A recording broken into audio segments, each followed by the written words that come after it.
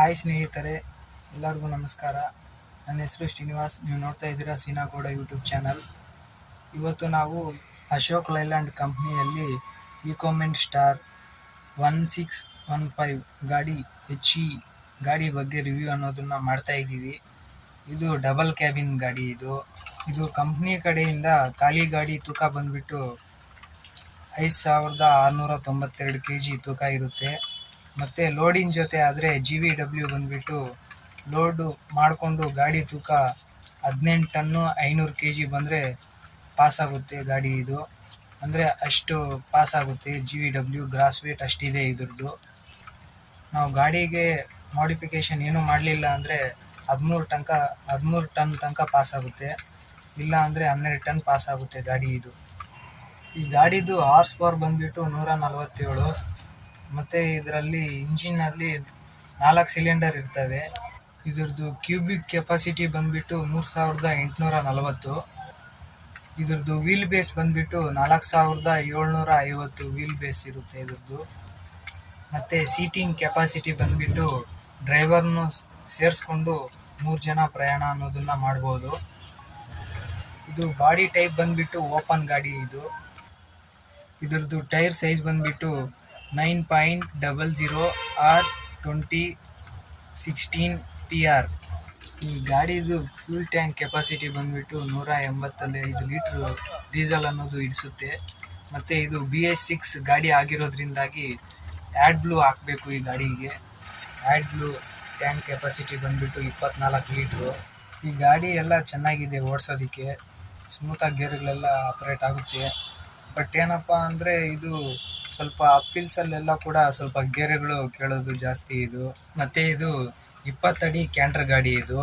ಇದರಲ್ಲೂ ಕೂಡ ನಾವು ಐಚರ್ ಕಂಪ್ನಿ ಮತ್ತು ಭರತ್ ಬೆನ್ಸ್ ಕಂಪ್ನಿ ಟಾಟಾ ಗಾಡಿಗಳಲ್ಲಿ 17 ಫೀಟು, 19 ಫೀಟು, 20 ಫೀಟು, 22 ಫೀಟು ಯಾವ ರೀತಿ ವ್ಯತ್ಯಾಸಗಳಿರ್ತಾವೋ ಅದೇ ರೀತಿ ಈ ಗಾಡಿಗಳಲ್ಲೂ ಸಹ ಇದೆ. ಆದರೆ ಇದು 20 ಅಡಿ ಗಾಡಿ. ಗಾಡಿಯಲ್ಲಿ ಇದೆ ಮೀಟ್ರ್ ಬೋರ್ಡು. ಇಲ್ಲೆಲ್ಲ ಕೂಡ ಏನಾದರೂ ಪ್ರಾಬ್ಲಮ್ ಇದ್ದರೆ ಎಲ್ಲ ಇಂಡಿಕೇಶನ್ಸ್ ಎಲ್ಲ ತೋರಿಸುತ್ತೆ. ಮತ್ತು ಅಶೋಕ್ ಲೈಲ್ಯಾಂಡ್ ಸಿಂಬಲ್ಲು ಕೂಡ ಇರುತ್ತೆ. ಗಾಡಿಯಲ್ಲಿ ವ್ಯಾಕ್ಯೂಮ್ ಎಷ್ಟಿದೆ, ಗಾಡಿ ಎಷ್ಟು ಕಿಲೋಮೀಟರ್ ಓಡಿದೆ, ಮತ್ತು ಟ್ರಿಪ್ಪು ಇವೆಲ್ಲ ಕೂಡ ಸೆಟ್ ಮಾಡ್ಕೋಬೋದು. ಮೈಲೇಜ್ ಎಲ್ಲ ತೋರಿಸುತ್ತೆ ಗಾಡಿಯಲ್ಲಿ. ಆ್ಯಡ್ ಬ್ಲೂ ಕೆಪಾಸಿಟಿ ಎಷ್ಟಿದೆ, ಎಷ್ಟು ಪರ್ಸೆಂಟೇಜ್ ಇದೆ ಅಂತ ಪ್ರತಿಯೊಂದು ಕೂಡ ತೋರಿಸುತ್ತೆ. ಗಾಡಿ ಹೆಂಗೆ ಓಡಿಸಿದ್ರೆ ಮೈಲೇಜ್ ಬರ್ತಿದೆ, ಯಾವ ರೀತಿ ತಪ್ಪು ಮಾಡ್ತಾ ಇದ್ದೀರಾ ಅಂತ ಪ್ರತಿಯೊಂದು ಕೂಡ ಗಾಡಿಯಲ್ಲಿ ತೋರಿಸ್ತಾ ಇರುತ್ತೆ. ಇಂಡಿಕೇಶನ್ ಎಲ್ಲ ಬರ್ತಾ ಇರುತ್ತೆ. ಮತ್ತು ಪಕ್ಕದಲ್ಲಿ ಏನು ನೋಡ್ತಾ ಇದ್ದೀರೋ ಇದೆಲ್ಲ ಕೂಡ RPM ಮೀಟ್ರು. ಅದ್ರ ಕೆಳಗಡೆ ಇರೋದು ಟೆಂಪ್ರೇಚರ್ ಮೀಟ್ರು. ಮತ್ತು ಈ ಕಡೆ ಲೆಫ್ಟ್ ಸೈಡಿಗೆ ಬಂದರೆ ಇಲ್ಲಿ ಕೆಳಗಡೆ ಐತಲ್ಲ ಇವೆಲ್ಲ ಕೂಡ ಟ್ರಿಪ್ಪು ಮತ್ತು ಟೈಮಿಂಗ್ ಎಲ್ಲ ಸೆಟ್ ಮಾಡ್ಕೊಳ್ಳೋ ಬಟನ್ಗಳು. ಇದು ಡೀಸೆಲ್ಲು ಎಷ್ಟಿದೆ ಅಂತ ತೋರಿಸುತ್ತೆ. ಮತ್ತು ಇದು ಎಷ್ಟು ಸ್ಪೀಡಲ್ಲಿ ಹೋಗ್ತಿದೆ ಅಂತ ತೋರಿಸೋ ಮೀಟ್ರುಗಳು ಇವೆಲ್ಲ.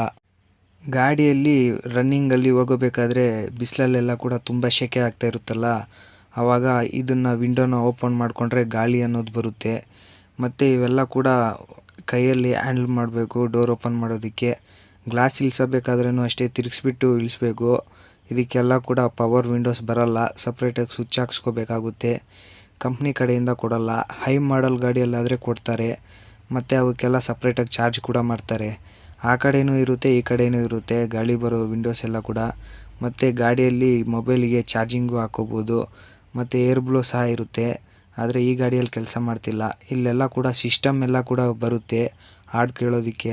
ಈ ಸ್ವಿಚ್ ಏನು ನೋಡ್ತಾ ಇದ್ದೀರೋ ನಾವು ಸೈಲೆನ್ಸರ್ನ ಕ್ಲೀನ್ ಮಾಡಬೇಕಾದ್ರೆ ಆನ್ ಮಾಡಿರ್ತೀವಲ್ಲ, ಅದನ್ನು ಆಫ್ ಮಾಡೋ ಸ್ವಿಚ್ ಇದು ಬಂದುಬಿಟ್ಟು ಫ್ಯಾನ್ ಸ್ವಿಚ್. ಅದು ಸಪ್ರೇಟಾಗಿ ಹಾಕ್ಸ್ಕೊಂಡಿರೋದು. ಇಲ್ಲೆಲ್ಲ ಕೂಡ ಬೇಕು ಅಂದರೆ ಎಕ್ಸ್ಟ್ರಾ ಚಾರ್ಜರು ಇವು ಕೂಡ ಫಿಟ್ ಮಾಡ್ಕೋಬೋದು. ಅದಕ್ಕೆ ಅಂತಲೇ ಕೊಟ್ಟಿದ್ದಾರೆ ಮಾರ್ಕ್ ಮಾಡಿ. ಈ ಸ್ವಿಚ್ ಏನು ನೋಡ್ತಾ ಇದ್ದೀರೋ ಇದು ಸೈಲೆನ್ಸರ್ ಕ್ಲೀನ್ ಮಾಡೋದಕ್ಕೆ ಸ್ವಿಚ್ ಆನ್ ಮಾಡೋ ಬಟನ್ನು. ಅದ್ರ ಕೆಳಗಡೆ ಇರೋ ಬಟನ್ ಬಂದುಬಿಟ್ಟು ಗಾರ್ಡ್ ಸೆಕ್ಷನ್ನು ಇಳಿಸಬೇಕಾದ್ರೆ ಎಂಜಿನ್ ಬ್ರೇಕ್ ಬಟನ್ ಅದು. ಇದು ಬಂದುಬಿಟ್ಟು ಹಜಾರ್ಡಸ್ ಲೈಟು ಮತ್ತು ಇದು ಎಕ್ಸ್ಟ್ರಾ ಲೈಟ್ ಸ್ವಿಚ್ಗಳು. ಇವೇನು ನೋಡ್ತಾ ಇದ್ದೀರೋ ಹೈ ಬೀಮು ಲೈಟ್ ಇನ್ಕ್ರೀಸ್ ಮಾಡೋದು. ಮತ್ತು ಇವೆಲ್ಲ ಕೂಡ ಹೇರ್ ಬ್ಲೋ ಬರೋದಕ್ಕಿರೋ ಇದು. ಇಲ್ಲಿ ಮುಂದೆಗಡೆ ಹಬ್ ಇರುತ್ತೆ ಈ ಗಾಡಿಯಲ್ಲಿ, ಈ ಕಾಲು ಇಟ್ಕೊತೀವಲ್ಲ ಅದ್ರ ಪಕ್ಕದಲ್ಲೇ, ಅದ್ರ ಮೇಲ್ಗಡೆನೇ ಇದು ಗೇರ್ ಲಿವರ್ ಅನ್ನೋದು ಇರುತ್ತೆ. 6 ಸ್ಪೀಡು ಗೇರ್ ಲಿವರ್ ಇದು, ಒಂದು ರಿವರ್ಸ್ ಇರುತ್ತೆ. ನಾವು ಕ್ಯಾಂಟರ್ ಗಾಡಿಯಲ್ಲಿ ಕ್ಯಾಬಿನ್ ಎತ್ತಬೇಕಾದ್ರೆ ಅದು ಸೇಮ್ ಕ್ಯಾಬಿನ್ ಜೊತೆನೇ ಬರಲ್ಲ, ಅಲ್ಲಿ ಇಂಜಿನ್ ಮೇಲೇ ಇರುತ್ತೆ. ಮತ್ತು ಇದು ಬಂದುಬಿಟ್ಟು ಹ್ಯಾಂಡ್ ಬ್ರೇಕು. ಕೆಳಗಡೆ ಐತೆ ಅಂದರೆ ಆನಲ್ಲಿ ಐತೆ ಅಂತ ಅರ್ಥ, ಮೇಲೆ ಐತೆ ಅಂದರೆ ಆಫಲ್ಲಿ ಐತೆ ಅಂತ ಅರ್ಥ. ಮತ್ತು ಇವೇನು ನೋಡ್ತಾ ಇದ್ದೀರೋ ಇದೆಲ್ಲ ಕೂಡ ಲೈಟ್ ಸ್ವಿಚ್ಗಳು ಮತ್ತು ಇಂಡಿಕೇಟ್ರು ಸ್ವಿಚ್ಗಳು. ಇವೆಲ್ಲ ಕೂಡ ಇದರಲ್ಲೆಲ್ಲ ಕೂಡ ಉಲ್ಟಾ ತಿರುಗಿಸ್ಬೇಕು. ಐಚರ್ ಗಾಡಿಗಳಲ್ಲಿ ಆದರೆ ಮುಂದೆ ತಿರುಗಿಸಿದ್ರೆ ಆನ್ ಆಗುತ್ತಲ್ಲ, ಇದರಲ್ಲೆಲ್ಲ ಉಲ್ಟಾ ತಿರುಗಿಸ್ಬೇಕು. ಈ ಕಡೆ ಬಂದುಬಿಟ್ಟು ವೈಫರು ಮತ್ತು ವಾಟ್ರ್ ಎಲ್ಲ ಬರೋ ಅಂಥ ಸ್ವಿಚ್ಗಳಿವು. ಈ ಗಾಡಿಯಲ್ಲಿ ಹಿಂದೆಗಡೆ ಕೂಡ ಒಂದು ಗ್ಲಾಸ್ ಇರುತ್ತೆ, ಅದು ಬೇರೆ ಗಾಡಿಗಳಲ್ಲಿ ಓಪನ್ ಮಾಡ್ಕೋಬೋದು, ಆದರೆ ಈ ಗಾಡಿಯಲ್ಲಿ ಓಪನ್ ಮಾಡೋಕ್ಕೆ ಬರಲ್ಲ. ಹಿಂದೆಗಡೆ ಕೂಡ ಗ್ಲಾಸ್ಗಳನ್ನೋದು ಇದ್ದು ಅವನ್ನೆಲ್ಲ ಮುಚ್ಚಾಕ್ಬಿಟ್ಟು ಡಿಸೈನ್ ಆಗಿರೋ ಇವು ಹಾಕ್ಸಿದ್ದಾರೆ. ಸೆಂಟ್ರಲ್ ಸೀಟ್ ಇತ್ತು, ಅದು ತೆಗೆಸ್ಬಿಟ್ಟಿದ್ದಾರೆ, ಯಾಕಂದರೆ ಮಲ್ಕೊಳ್ಳೋದಕ್ಕೆ ಕಂಫರ್ಟ್ಗೋಸ್ಕರ. ಹಿಂದೆಗಡೆ ಮಾತ್ರ ಮಲ್ಕೊಳ್ಳೋ ಥರ ಇತ್ತು, ಮಧ್ಯದಲ್ಲಿ ಸೀಟ್ ಇರ್ತಿತ್ತು, ಅದನ್ನು ತೆಗೆಸ್ಬಿಟ್ಟಿದ್ದಾರೆ. ಮತ್ತು ಅಲ್ಲೆಲ್ಲ ಕೂಡ ಡ್ಯಾಶ್ ಬೋರ್ಡಲ್ಲಿ ಡಾಕ್ಯುಮೆಂಟ್ಸ್ ಎಲ್ಲ ಕೂಡ ಇಟ್ಕೋಬೋದು. ಈ ಗಾಡಿಯಲ್ಲಿ ಬ್ರೇಕು ಮತ್ತು ಕ್ಲಚ್ಚು ಏರ್ ಪ್ರೆಷರಿಂದ ವರ್ಕ್ ಆಗ್ತವೆ. ಆಕ್ಸಲರೇಷನ್ ಮಾತ್ರ ಇದರಿಂದ ವರ್ಕ್ ಆಗುತ್ತೆ, ಮಾಮೂಲಿ ವೈರ್ ಕನೆಕ್ಷನಿಂದ. ಈ ಗಾಡಿಯಲ್ಲಿ ಏನೇನು ಮಿಸ್ ಮಾಡಿಲ್ಲ. ಮೇಲೆಗಡೆ ರಿವರ್ಸು ಮತ್ತು ಟರ್ನ್ ಹೊಡಿಬೇಕಾದ್ರೆ ಮಿರರ್ಗಳೆಲ್ಲ ಕೊಟ್ಟಿದ್ದಾರೆ, ಮತ್ತು ಎಕ್ಸ್ಟ್ರಾ ಗ್ಲಾಸ್ಗಳೆಲ್ಲ ಹಾಕಿದ್ದಾರೆ. ಒಳಗಡೆ ಎಲ್ಲ ಕೂಡ ಪ್ರತಿಯೊಂದು ಕಡೆನೂ ತಿರುಗಿ ನೋಡಿದ್ರು ಕೂಡ ಈಚೆಗಡೆ ಎಲ್ಲ ಕಾಣಿಸ್ಬೇಕು, ಆ ರೀತಿ ಕೊಟ್ಟಿದ್ದಾರೆ. ಈಗ ಬರ್ತಾ ಇರೋ ಗಾಡಿಗಳೆಲ್ಲ ಕೂಡ ಪವರ್ ಸ್ಟೇರಿಂಗೇ. ಇದು ಮೇಲೆಗಡೆ ಎಲ್ಲ ಕೂಡ ಸನ್ಶೀಲ್ಡು, ಆ ಕಡೆ ಒಂದಿರುತ್ತೆ ಮತ್ತು ಈ ಕಡೆ ಒಂದಿರುತ್ತೆ. ಮೇಲೆಗಡೆ ಕ್ಯಾಬಿನ್ಗೆಲ್ಲ ಕೂಡ ಇದು ನೈಲಾನಿಂದ ಮಾಡಿರೋ ಇದನ್ನು ಹಾಕಿರ್ತಾರೆ, ಅದು ಕಬ್ಬಣ ಅದು ಇದು ಏನು ಕಾಣಿಸ್ಬಾರ್ದು, ಕ್ಲೀನಾಗಿರಲಿ ಅಂತ. ಮತ್ತು ಇದು ಲೈಟು ಎಕ್ಸ್ಟ್ರಾ ಹಾಕ್ಸ್ಕೊಂಡಿರೋದು, ಅದು ಕಂಪ್ನಿಯಿಂದ ಒಂದು ಕೊಟ್ಟಿದ್ರು, ಅದು ಸರಿಯಾಗಿ ವರ್ಕ್ ಆಗ್ತಿಲ್ಲ ಅಂತೇಳ್ಬಿಟ್ಟು ಇದು ಎಕ್ಸ್ಟ್ರಾ ಹಾಕ್ಸ್ಕೊಂಡಿರೋದು.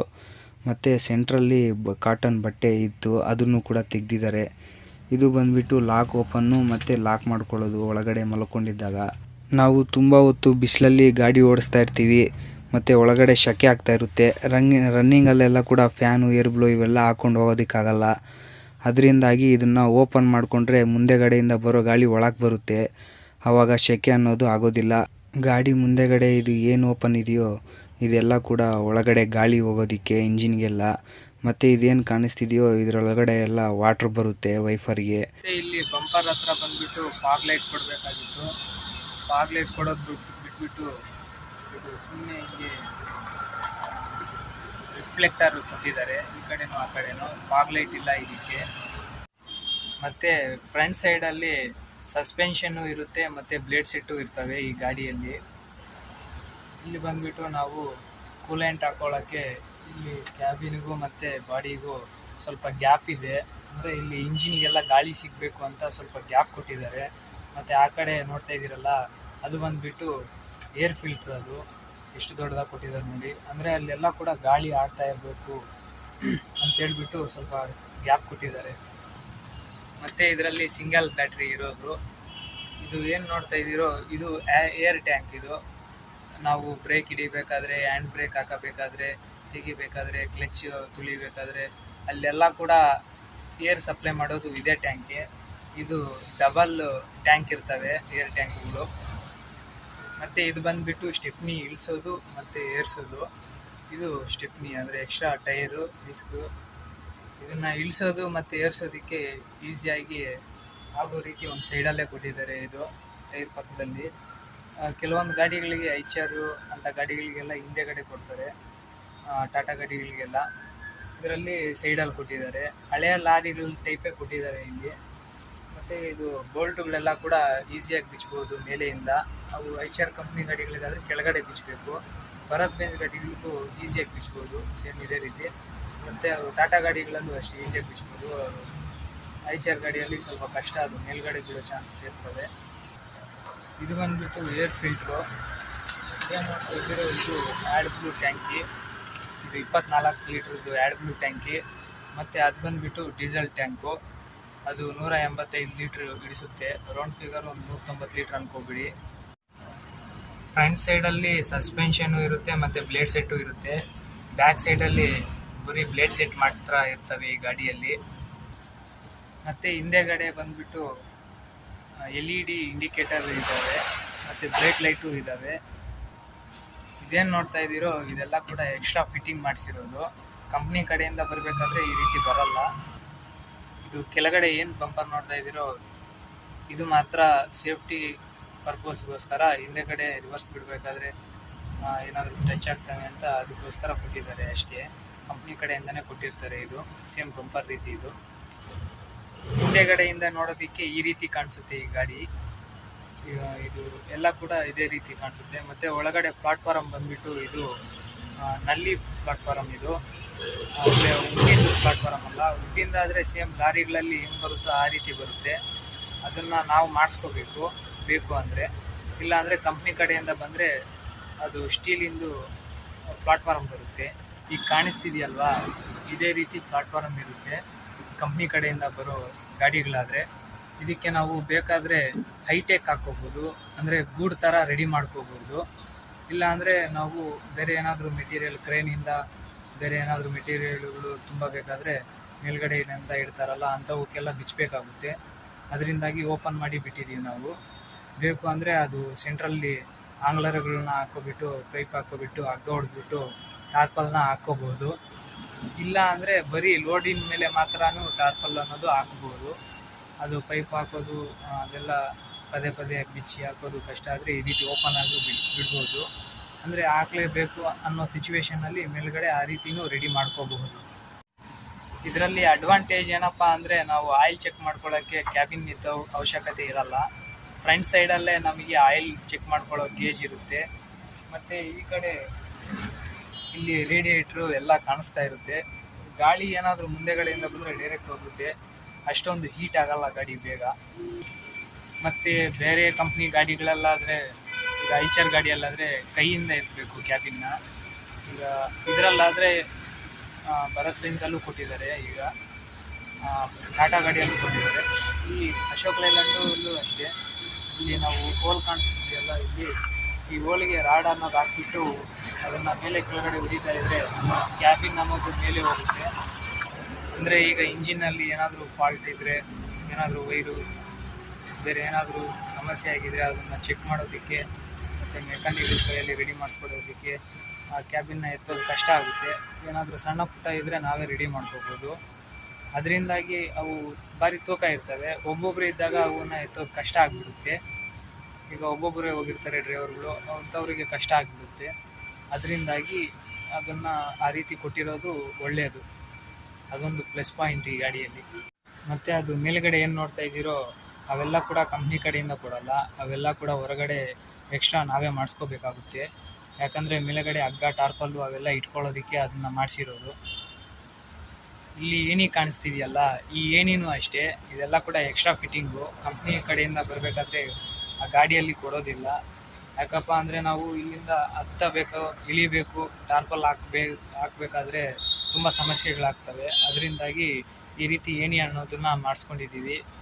ಇದು ಕಂಪ್ನಿ ಕಡೆಯಿಂದ ಕೊಡೋದಿಲ್ಲ. ಸೇಮ್ ನಾವು ಮನೆಯಲ್ಲಿ ಹೆಂಗೆ ಇರ್ತೀವೋ, ಅಂದರೆ ಮನೆಗೊಂದು ಬಾಗಿಲು ಇರುತ್ತೆ, ಕಿಟಕಿ ಇರುತ್ತೆ, ಅದೇ ರೀತಿ ಇದರಲ್ಲೂ ಅಷ್ಟೇ. ಕಿಟಕಿ ಇದೆ ಮತ್ತು ಇಲ್ಲಿ ಡೋರಿನ ಹತ್ರ ಗ್ಲಾಸ್ ಇದೆ, ಅದು ಎಲ್ಲರಿಗೂ ಗೊತ್ತಿರುತ್ತೆ. ಮತ್ತು ಇದೆಲ್ಲ ಕೂಡ ಗಾಡಿ ಓಡಿಸಬೇಕಾದ್ರೆ ನಮಗೆ ಗಾಳಿ ಬರಬೇಕು, ಸೆಕೆ ಆಗ್ತಿದೆ ಅಂದರೆ ಗಾಡಿಯಲ್ಲಿ ಇಟ್ಕೊಂಡು ರನ್ನಿಂಗಲ್ಲಿದೆ ಫ್ಯಾನ್ ಹಾಕೋದು, ಏರ್ ಬ್ಲೋ ಆನ್ ಮಾಡೋದು ಅವೇನು ಮಾಡೋ ಅವಶ್ಯಕತೆಯೇ ಇರಲ್ಲ. ಈ ರೀತಿ ಒಂದು ಗ್ಲಾಸ್ ಇಟ್ಬಿಟ್ರೆ ಅದನ್ನು ಓಪನ್ ಮಾಡಿಬಿಟ್ಟು ಗಾಳಿ ಆರಾಮಾಗಿ ಬರುತ್ತೆ. ಅಷ್ಟೊಂದು ಸೆಕೆ ಆಗಲ್ಲ, ತಣ್ಣಗೆ ಗಾಳಿ ಅನ್ನೋದು ಬರುತ್ತೆ. ಮತ್ತು ಇದು ಇಲ್ಲೂ ಅಷ್ಟೇ, ಸೈಡಲ್ಲಿ ಗಾಡಿಗಳು ಯಾವಾದರೂ ಬಂದು ನಿಂತ್ಕೊಂಡ್ರೆ ಯಾರಾದರೂ ಪಕ್ಕದಲ್ಲಿ ಇದ್ದಾರೋ ಇಲ್ವೋ ಅಂತ, ಸೈಡಲ್ಲಿ ಏನಾದರೂ ಇದೆಯೋ ಇಲ್ವೋ ಅಂತ ನೋಡ್ಕೊಳ್ಳೋದಕ್ಕೆ ಇಲ್ಲಿ ಗ್ಲಾಸ್ ಅನ್ನೋದು ಕೊಟ್ಟಿರ್ತಾರೆ. ಅದನ್ನು ಇವರು ಮುಚ್ಚಿಬಿಟ್ಟಿದ್ದಾರೆ.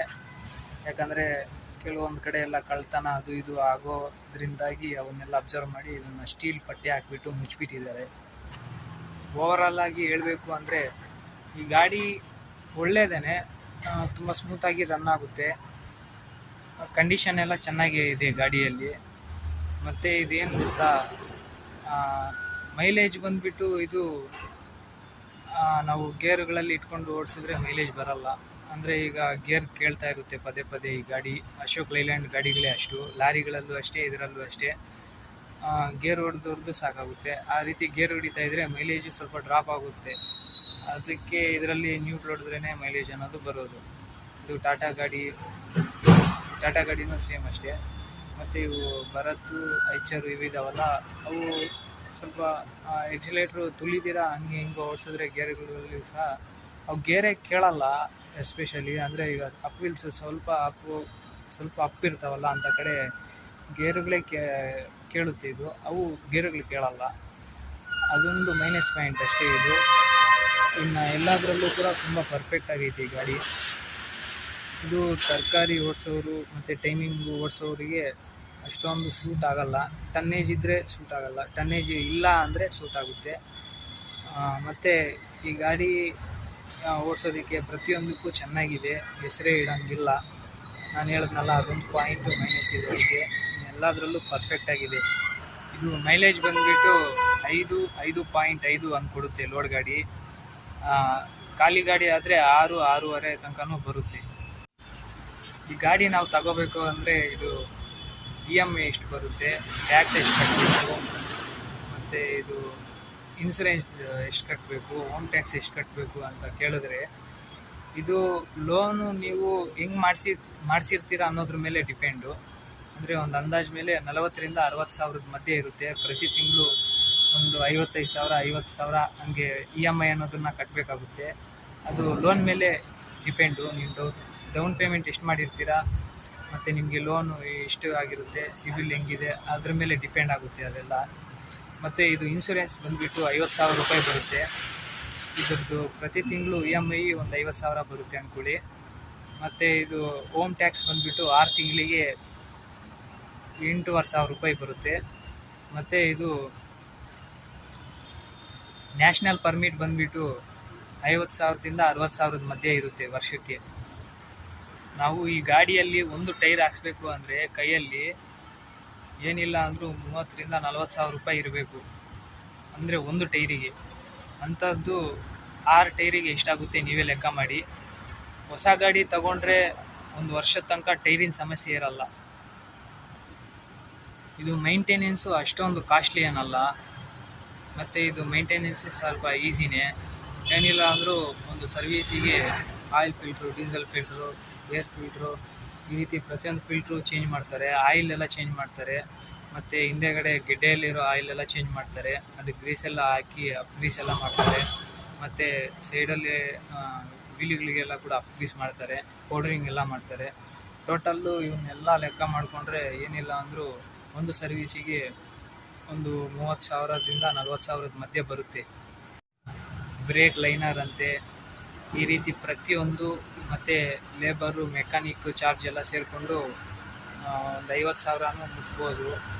ಪ್ರತಿಯೊಂದನ್ನು ಚೆಕ್ ಮಾಡಿ ಪ್ರತಿಯೊಂದು ಇದು ಮಾಡೋ ಅಷ್ಟೊತ್ತಿಗೆ ಒಂದು 50,000 ಬರುತ್ತೆ. ಗಾಡಿ ಅಂತೂ ಓಡಿಸೋದಕ್ಕೆ ತುಂಬ ಚೆನ್ನಾಗೇ ಐತೆ. ಇದು ಆರಾಮಾಗಿ ಇನಿಷಿಯಲ್ ಪಿಕಪ್ ಎಲ್ಲ ಕೂಡ ಚೆನ್ನಾಗಿದೆ. ಪಾಸಿಂಗ್ ಲೋಡ್ ಏನಿತ್ತು ಅದನ್ನು ಹಾಕ್ಕೊಂಡು ಆರಾಮಾಗಿ ಓಡಿಸಿದ್ರು ಕೂಡ ಆರಾಮಾಗಿ ಹೋಗುತ್ತೆ. ಪ್ರೆಸೆಂಟ್ ಈ ಗಾಡಿಯಲ್ಲಿ 12 ಟನ್ ಲೋಡ್ ಇದೆ. 12 ಟನ್ ಲೋಡ್ ಹಾಕ್ಕೊಂಡು ಹೋಗ್ತಿದ್ರು ಕೂಡ ತುಂಬ ಸ್ಮೂತಾಗಿ ಹೋಗ್ತಿದೆ. ಅಂದರೆ ಐಚರು, ಟಾಟಾ, ಅಶೋಕ್ ಲೈಲ್ಯಾಂಡ್ ಮೂರನ್ನು ಕಂಪೇರ್ ಮಾಡಿಕೊಂಡ್ರೆ ನನಗೆ ಇದು ಪರವಾಗಿಲ್ಲ, ಆ ರೇಂಜ್ ಕಾಂಪಿಟೇಷನ್ ಕೊಡುತ್ತೆ. ನನಗೆ ಪರ್ಸನಲ್ ಆಗಿ ಇಷ್ಟ ಆಗಿದ್ದು ಅಂದರೆ ಐಚರೇ. ಟಾಟಾನೂ ಪರವಾಗಿಲ್ಲ, ಚೆನ್ನಾಗಿದೆ. ಅಂದರೆ ಸ್ಮೂತ್ನೆಸ್ಸು ಮತ್ತು ಏನಾದರೂ ತರಕಾರಿ ಲೋಡೋದು ಅಂಥವೇನಾದರೂ ಹೊಡಿಬೇಕಾದ್ರೆ ಇದಕ್ಕಿಂತ ಇದು ಸ್ವಲ್ಪ ಚೆನ್ನಾಗಿರುತ್ತೆ ಅಂತ ನನ್ನ ಅನಿಸಿಕೆ. ಇದು ಪರವಾಗಿಲ್ಲ, ಇದರಲ್ಲೂ ಹೊಡಿಬೋದು. ಆದರೆ ಇದಕ್ಕಿಂತ ಅದರಲ್ಲಿ ಇನ್ನೂ ಸ್ವಲ್ಪ ಈಸಿಯಾಗಿರುತ್ತೆ. ಗಾಡಿ ಓಡಿಸಬೇಕಾದ್ರೂ ಅಷ್ಟೇ. ರೋಡ್ ಗ್ರಿಪ್ ಎಲ್ಲ ಕೂಡ ಚೆನ್ನಾಗಿದೆ.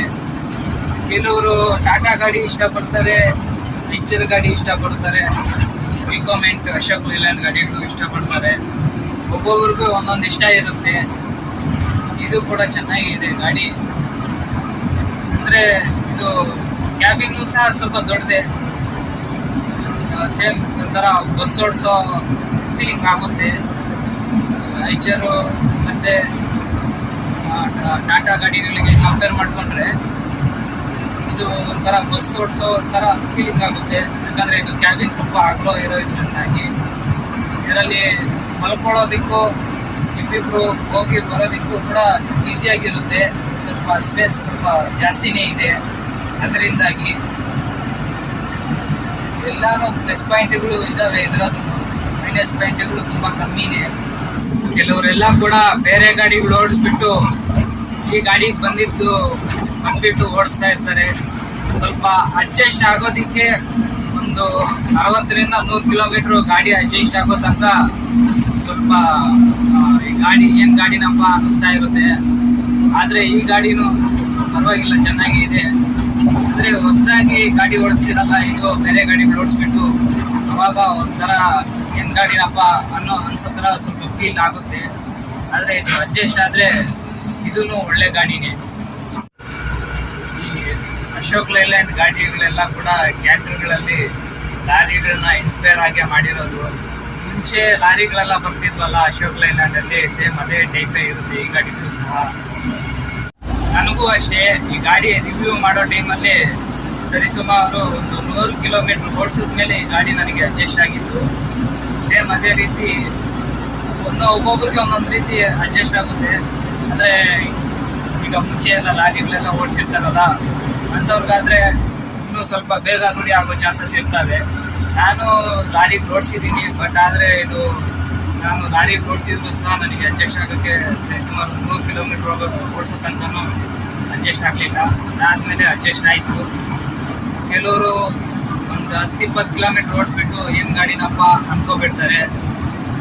ಆದರೆ ಇದು ಸ್ವಲ್ಪ 100 ಕಿಲೋಮೀಟ್ರು 200 ಕಿಲೋಮೀಟ್ರ್ ಎಲ್ಲಾದರೂ ಲಾಂಗ್ ಜರ್ನಿ ಮಾಡೋ ಟೈಮಲ್ಲಿ ಆದರೆ ತುಂಬ ಚೆನ್ನಾಗಿ ಅಡ್ಜಸ್ಟ್ ಆಗಿಬಿಡ್ತವೆ ಈ ಗಾಡಿಗಳೆಲ್ಲ. ಒಂದ್ಸರಿ ಅಡ್ಜಸ್ಟ್ ಆಗಿದ್ರೆ ಮತ್ತೆ ಕೈ ಬಿಡೋಕ್ಕಾಗಲ್ಲ, ಹಂಗೆ ಅಡ್ಜಸ್ಟ್ ಆಗಿಬಿಡ್ತವೆ ಈ ಗಾಡಿಗಳೆಲ್ಲ. ಸೇಮ್ ಒಂಥರ ನಮಗೆ ಇಷ್ಟ ಬರದೇ ಇರೋ ವಸ್ತು ಮೇಲೆ ಇಷ್ಟ ಆದಂಗೆ ಲೆಕ್ಕ ಬಂದ್ಬಿಡುತ್ತೆ. ಈ ಗಾಡಿ ಹೆಂಗಪ್ಪ ಅಂದರೆ ಐಚರ್ ಗಾಡಿಯಲ್ಲಿ ಜಂಬೋ ಗಾಡಿ ಬರುತ್ತಲ್ಲ, ಸೇಮ್ ಅದೇ ಗಾಡಿಗೆ ಕಾಂಪಿಟೇಷನ್ ಕೊಡೋ ಥರ ಇರುತ್ತೆ ಈ ಗಾಡಿ ಜಂಬೋ ಗಾಡಿಗೆ. ಇದು ಪ್ರೆಸೆಂಟು ಮಾರ್ಕೆಟಲ್ಲಿ ಡಿಮ್ಯಾಂಡ್ ಇರೋ ಅಂಥ ಗಾಡಿನೇ ಇದು ಸಹ. ಯಾಕಂದರೆ ಈಗ ಪ್ರೆಸೆಂಟು ಮಾರ್ಕೆಟಲ್ಲಿ ಲಾಂಗ್ ಓಡಿಸಬೇಕಾದ್ರೆ ಯಾವ ರೀತಿ ಗಾಡಿಗಳು ಈಗ ಡಿಮ್ಯಾಂಡ್ ಇದೆಯೋ, ಇಂಥ ಗಾಡಿ ಇದ್ದರೆ ಲೋಡ್ ಕೊಡ್ತೀವಿ ಅನ್ನೋ ಥರ ಇದೆಯೋ ಆ ಮಾರ್ಕೆಟ್ಗೆ ತಕ್ಕಂತೆ ಈ ಗಾಡಿನೂ ಇದೆ. ಓಕೆ ಫ್ರೆಂಡ್ಸ್, ಈ ವಿಡಿಯೋನ ಇಲ್ಲಿಗೆ ಮುಗಿಸ್ತಾ ಇದ್ದೀನಿ. ಈ ವಿಡಿಯೋ ಇಷ್ಟ ಆದರೆ ಲೈಕ್ ಮಾಡಿ ಮತ್ತು ನಿಮ್ಮ ಫ್ರೆಂಡ್ಸ್ ಎಲ್ಲರಿಗೂ ಶೇರ್ ಮಾಡಿ. ನಾನು ಇದೇ ಥರದ ವೀಡಿಯೋಸೇ ನಮ್ಮ ಚಾನಲಲ್ಲಿ ಸುಮಾರು ಮಾಡಿದ್ದೀನಿ, ಒಂದು ಸರಿ ವಾಚ್ ಮಾಡಿ. ಅವೆಲ್ಲ ಇಷ್ಟ ಆದರೆ ಸಬ್ಸ್ಕ್ರೈಬ್ ಮಾಡಿ, ಪಕ್ಕದಲ್ಲಿರೋ ಬೆಲ್ ಬಟನ್ನ ಆ್ಯಕ್ಟಿವೇಟ್ ಮಾಡಿಕೊಂಡ್ರೆ ನಾನು ಹೊಸ ವೀಡಿಯೋಗಳೇನಾದರೂ ಇಟ್ಟರೆ ಆ ವಿಡಿಯೋಗಳು ನೋಟಿಫಿಕೇಷನ್ನು ನಿಮಗೆ ಫಸ್ಟಾಗಿ ಬರುತ್ತೆ. ಮತ್ತು ನಾನು ಕಾರುಗಳು, ಬಸ್ಸುಗಳು, ಬೈಕುಗಳು ಈ ರೀತಿ ಪ್ರತಿಯೊಂದು ವೆಹಿಕಲ್ಸ್ ಬಗ್ಗೆನೂ ರಿವ್ಯೂ ಅನ್ನೋದನ್ನು ಮಾಡ್ತಾಯಿರ್ತೀನಿ. ಮತ್ತು ಟ್ರಕ್ ಲಾಕ್ಸ್ ಸಹ ಮಾಡ್ತಾಯಿರ್ತೀನಿ.